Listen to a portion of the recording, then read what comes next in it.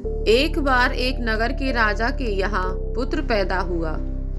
इस खुशी में राजा ने पूरे नगर में घोषणा करवा दी कि कल पूरी जनता के लिए दरबार खोल दिया जाएगा। जो व्यक्ति सुबह आकर सबसे पहले जिस चीज को हाथ लगाएगा वो उसी की हो जाएगी। पूरे राज्य में खुशी का माहौल छा गया। सारे लोग खुशी से फूले न समा रहे थे। कोई कह रहा था कि मैं तो सोने के कलश पर हाथ लगाऊंगा। किसी को घोड़े का शौक था तो वो बोल रहा था कि घोड़े को हाथ लगाऊंगा।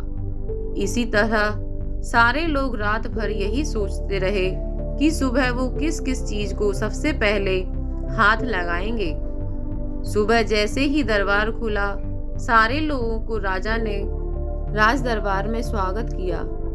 जैसे ही सबको अंदर आने का आमंत्रण दिया, सभी लोग राजमहल में रखी कीमती चीजों पर झपट पड़े। सबको मन में डर था कि कोई दूसरा पहले आके उनकी पसंदीदा चीजों को हाथ न लगा दे।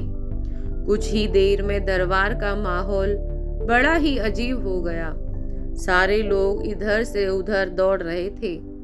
राजा अपने सिंहासन पर बैठा ये सब देख रहा था और राजा को बड़ा ही आनंद आ रहा था। अचानक एक छोटा सा बच्चा भीड़ से निकलकर आया और राजा की ओर आने लगा। राजा उसे देखकर कुछ समझ नहीं पाया और इतने में वो बच्चा राजा के नजदीक आया और उसने राजा को हाथ लगा दिया। अब राजा उसका हो चुका था, तो इस तरह राजा की हर चीज उसकी हो गई। दोस्तों, इसी तरह जैसे राजा ने जनता को मौका दिया, वैसे ही हमारा ईश्वर हमें रोजाना मौका देता है कुछ पाने का, लेकिन हम नादान हैं और ईश्वर की बनाई हुई चीजों को पाने में अपनी पूरी शक्ति लगा देते हैं। किसी को गाड़ी चाहिए तो किसी को बंगला, किसी को पैसा तो किसी को शान शौकत। रोज भगवान से प्रार्थना में श्री भगवान की ही चीजें मांगते हैं।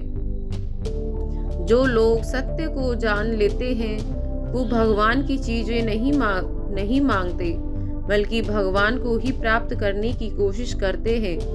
भगवान को पा लिया तो उस मालिक की हर चीज आपकी हो जाएगी। तो फिर क्यों मूर्खों की तरह दिन रात उसकी बनाई चीजों को पाने में अपना कीमती समय गवाते हो।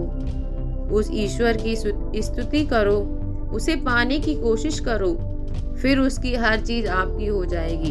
धन्यवाद।